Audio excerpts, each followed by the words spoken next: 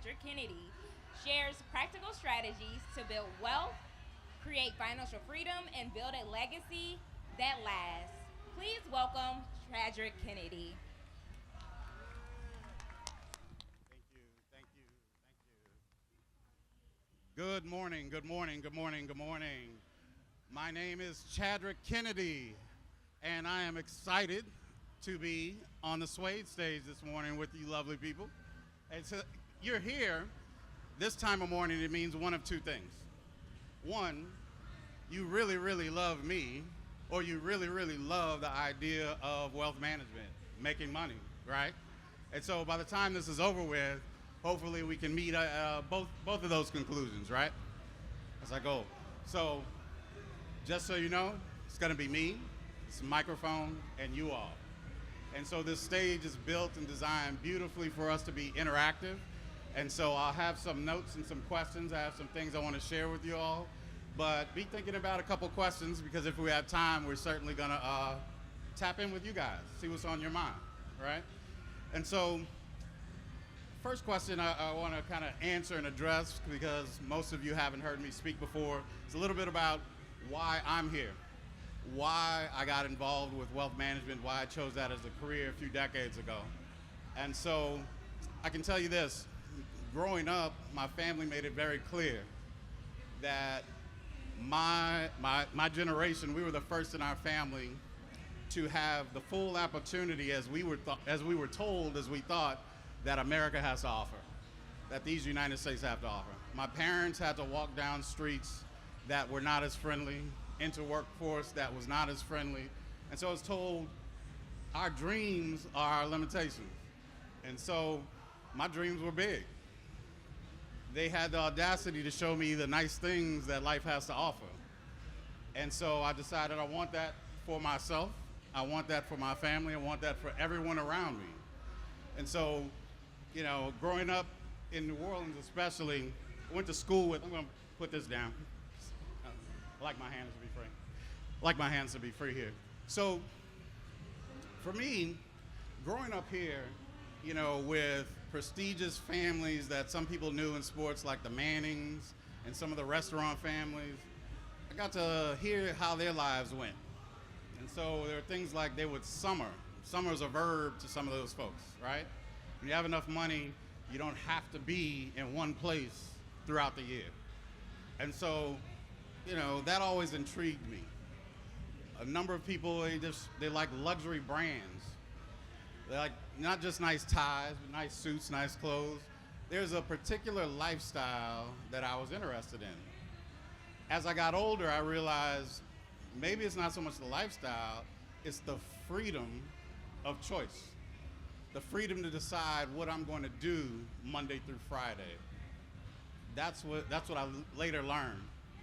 And so I went to school to actually be a civil engineer. I've always been a math nerd.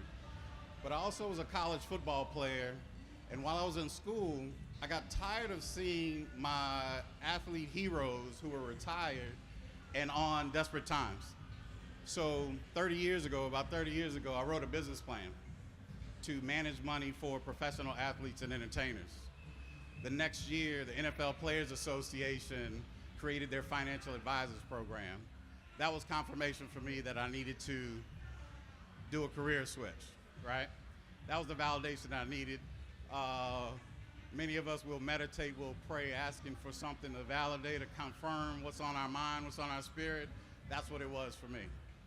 And so I poured my education, my time, my resources into developing those skills to serve wealthy athletes who I felt had an opportunity to invest and develop and uplift their communities as well as themselves, because I didn't see it happening. What I learned quickly in that journey was that I really, really love working with the school teacher, the government employee, right? The everyday middle class, scratching to middle class, or leaping beyond middle class family in our communities, because there weren't a lot of resources to guide this process. And we looked, and I say we as in financial planning professionals look to serve that need, serve that purpose. And so that is what has molded my career choices and the businesses that we've developed. So that's a little bit about how we got started. I'll grab another prompt before I hit some questions. You didn't always know what you know now. What's something you wish someone had taught you about money much earlier in life? This is a great one. And I am going to ask for a show of hands. How many people ever heard save for a rainy day? We've all heard that, right? I really appreciate my parents, my family for giving me that one, right? But you know what they didn't tell me? There will be several rainy days. They did not tell me that. When you're building whatever your career is, whatever your path is in this world, you're gonna have several rainy days. The biggest thing that I've learned is a lot of us get excited about, hey, we've got some money, how do we invest? Investing is always exciting, right? People wanna know, where do I put my money? But the first thing we should always do is have a plan. The plan is what's gonna inform you about what to do with the money when you receive it. And all good plans are gonna start with one process. And corporations and entities have a good name for it. They call it risk management. And for us, as individuals, we usually hear, oh, the insurance person. We gotta go see the insurance person. That process needs to be transformed. We need to think about it as if we are an entity, a corporation, and it's about risk management. Your car insurance really has nothing to do with your car. If you have hundreds of thousands of dollars in the bank and you drive a 10-year-old car, if a tree falls on that car, you don't need the insurance, you have the money to replace it. It is a shift of financial responsibility, a shift of financial risk. That risk management process is always the first step in a good financial plan. Another similar lesson that I would say is, if you have an investment opportunity that's really, really exciting, slow down. Making money until you are significantly wealthy is not super exciting.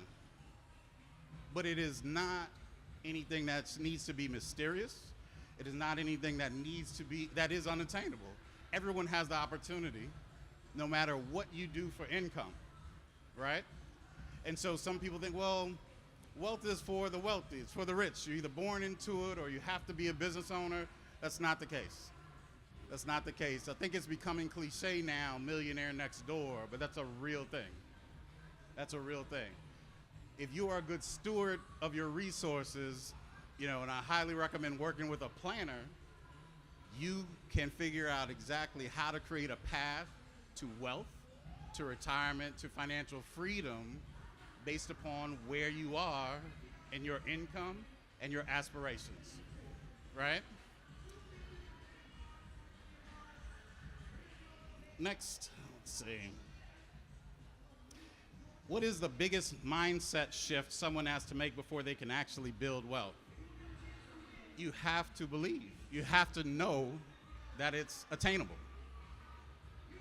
Some people think, well, I like my job. I'm very comfortable, working 40, 50 hours a week, and I don't really see beyond that. I guess I'm only going to have the retirement that the company, the employer provides for me. It's not the case. Retirement wealth is not just for business owners. Now, what helps it?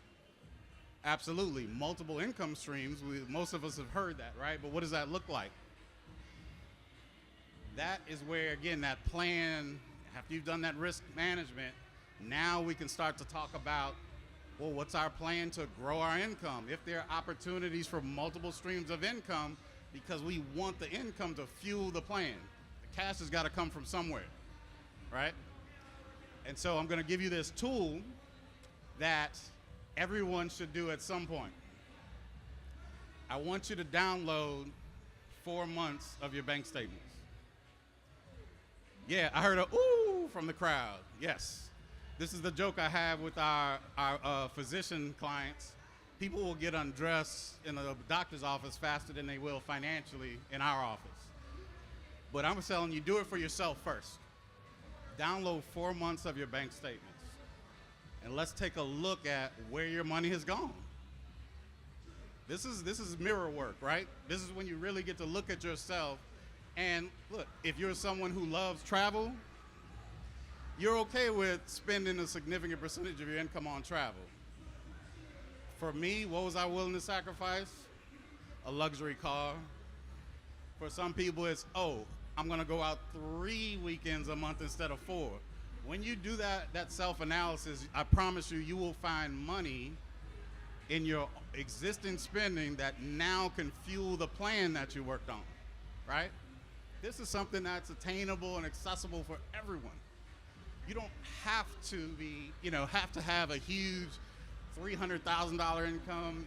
If you've got, if you feel like you're living check to check, this is where you kind of pull back and make some hard decisions, right? What's more important to you? Now, again, also, there's nothing here that is mysterious. There's nothing that's unattainable. And I would also say, no one has ever failed a plan where they address their risk management and pay themselves first. How many have heard the concept of paying yourself first? All right, it's a pretty common thing. What does that actually mean? That means when you are paying your bills, the first bill you pay is your savings account. And why is that? Because most of us have grown up in a way, and we've developed this skill set over time, right?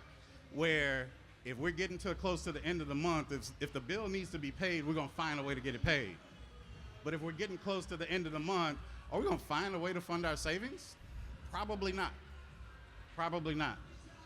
So we wanna reprioritize that. No one's plan has ever failed if they put themselves first. Fund your plan. Fund your plan. So either through discipline, because you're focusing on one source of income, or you have the opportunity for multiple sources of income. Now, if you're entrepreneurial, multiple sources of income is an exciting concept for you, and you absolutely should always try to figure out how to have those businesses, those side businesses, to increase the fuel for your plan. What do you do if you are, again, one of those people who are very comfortable with your job and you don't really see yourself doing anything else? We're gonna go back to risk management. If you are focusing on that one source of income, what's your risk? Anyone? You can just, they lay you off. That is your risk. If your whole plan is depending on one source of income, your risk is losing that source of income. So what do we do in that scenario?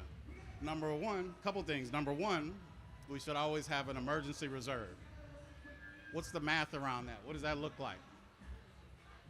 People say 6 months. I love that. I love that. Can I get another? Somebody said 3 months, but somebody nailed it with a year too. So here's my math after almost 30 years. Look at the bills that come in the mail.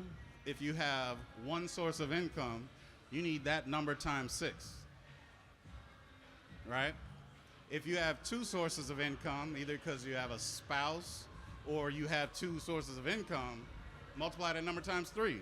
Give yourself a little cushion there, right? But here's the one that trips up the most people that we see. If you are, I'll say, a high income earner, right? And I'll say that's $120,000 a year or more, you probably have the type of job that if something happens to that job, you can't quickly replace it in 6 months, right? So if that's the case, how much should we have saved? At least a year. At least a year. Doesn't mean that all of that money needs to be in a savings account, but you need to really, really focus on getting to that level of savings above all else, because otherwise you're at risk. And if you have a year or 2 years where you are not able to fund your plan, what happens to your plan? That retirement age starts getting pushed back, right? And so it's really, really critical that we understand the risk management part of the plan.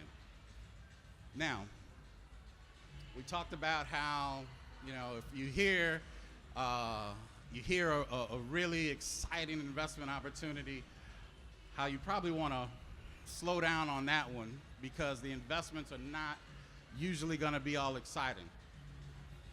So where do we invest? So we already talked about savings for your emergency reserves, right? That's a savings or a money market account. It's not going to be exciting, but it's going to do what it's supposed to do, right? The next thing is home ownership. Home ownership is going to be the bedrock of your plan after you've developed that emergency reserve. That emergency reserve also helps to make sure that you can stay in that house barring one of those downturns, right? And that's why that's the order of things. After your house, what are we doing? Or I should say concurrently with our house, we are maximizing our retirement plans at work. And I love how much dialogue happens around what we call the water cooler experts at everybody's job. That's great. Have that dialogue. We want people talking about, especially us, talking about how do we take advantage of the benefits at work? How do we take advantage of the supplemental benefits, the retirement benefits? What does our company offer us that we can't do better for ourselves? And if you aren't clear about that because your company doesn't provide benefit advisors, find, again, financial planner to help you sort through all that to make sure you're maximizing that opportunity. Well, now, once you have done what? Set up your emergency reserve. You own some real estate in these United States, right? You're maximizing your employee benefits. Then you can get into some of the investing that we see a lot of folks want to promote, but now it's more appropriate because you can actually have the foundation. Think of it as, we hear solid as a rock, rock as a foundation. The first things that we talked about are kind of immovable, right? And so when we talk about those investments, mainly we hear about the stock market. What are the two guarantees of the stock market? Anyone know? Somebody's nailing it. It's going to go up and it's going to do what? Go down. That's a guarantee. So you want to be built financially. You want your structure built so that you can ride that wave and sustain, right? That's what that's there for. All right. Check one more. All right, here's a popular question. If someone is trying to pay off debt, save for emergencies, and invest all at once, what should they prioritize? This is a common question. When I hear this in the office and the elevator, it tells me two things. One, you don't have a plan, so we're gonna help you with that, right? Number two, you just got some money. Let's celebrate, right? Some money has just hit your hand or it's on the way, and you are excited about the stressful decision of figuring out how to deploy this money in the best way to help me in my life, right? And so the answer to question number one is, again, we're gonna push investments to the side, and then we're gonna look at debt versus savings. I look at debt three ways: good debt, bad debt, oppressive debt. Good debt is the debt you can write off. Can I write off the interest to this loan? Is it a student loan up to a certain point? Is it a mortgage that allows me to write off some of the interest?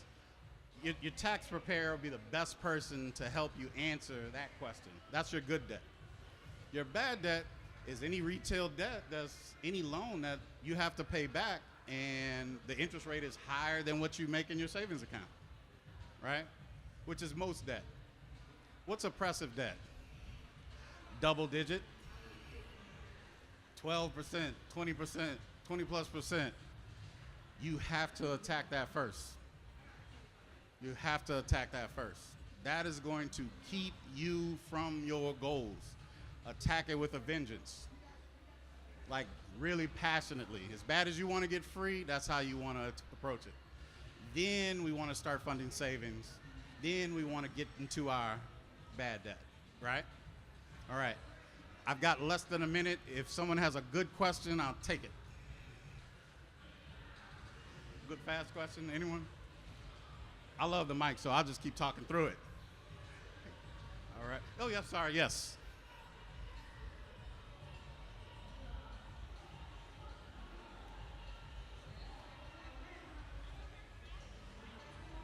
What's my stance on life insurance? That's a great question. Life insurance is a part of that risk management portfolio. Consult with someone who can offer all types of life insurance, because then they have no motivation to sell you something.